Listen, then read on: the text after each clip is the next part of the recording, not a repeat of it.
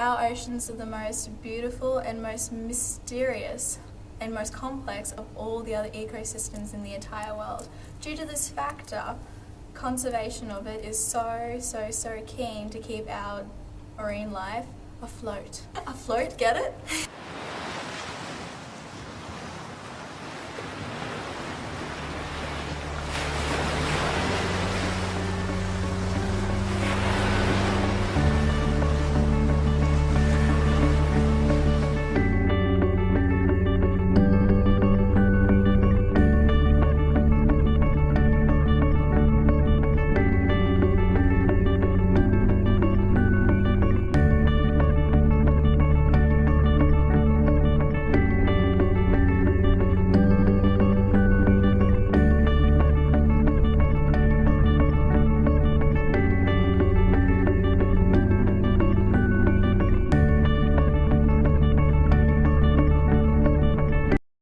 As you can tell, I work at Underwater World, which is a part of marine conservation.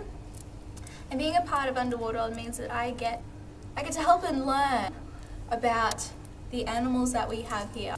The animals that we have here are obviously our marine creatures that live out in the ocean, but that also includes our seals.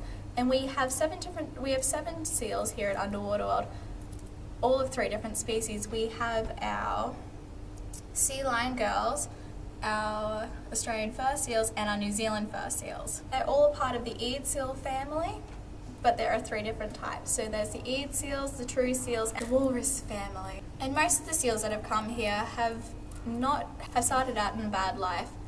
Bella, for instance, she was found with gunshot wounds to her head and shark bite wounds as well. She came to us at 2 years old, and she's having a bright future ever since. Another one, Groucho, he's weighing 227 kilos at the moment due to breeding season. But he came in underweight and unfed, and he was just a sad little Groucho.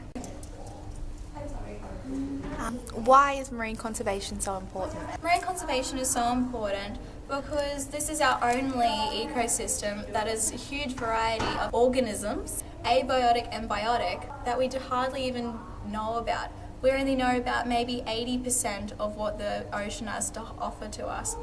There's maybe a whole 20 to 40% that is different and that we can't explore due to us not being able to breathe underwater as human beings. It's also about the beauty of the coral reefs and even out in the oceans itself, just for more generations to come, because if it's our job of this generation to preserve it for the next coming generations into the near future. Now the sharks that are behind me at the moment, they're black-tip reef sharks. Black-tip reef sharks can grow to 170 centimeters, so that's about this height on me. That's pretty cool. But they're very timid sharks and live in our coral reefs, and that's the only places you can find them.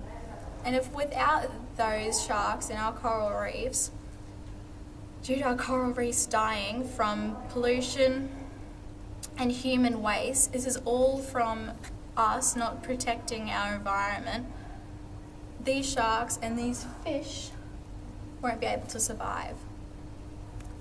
So if we don't conserve our environment, we are going to end up destroying it. And basically all of this will just be a book of the past. So these guys right here, these guys are swordfish. They're pretty cool.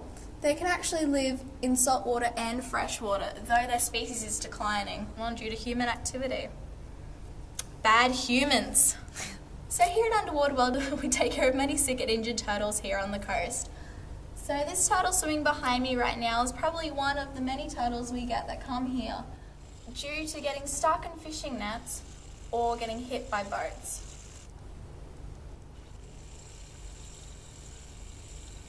When turtles get stuck in fishing net, it is due to human activity. Humans just being too careless to use the proper legalized nets that they should be using for catching fish.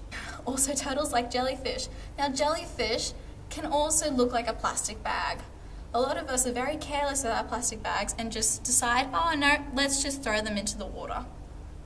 Let's just leave them there because it's not my fault that they're there. It's not mine. What? It's not my plastic bag. No, because usually there's a lot of wind, and when wind picks up, it goes straight to the ocean. and that's when the plastic bags float around and they look exactly like jellyfish.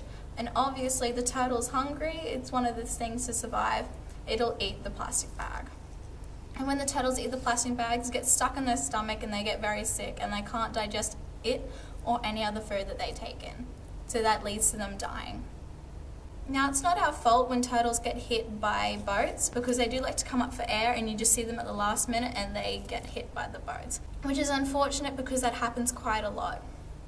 The majority of turtles that come in here are usually turtles that get hit by boats. Working here has given me the opportunity to learn more and have mentors that I can learn from, like those who have gone to university and learnt more about it, and who here share my passion for the environment.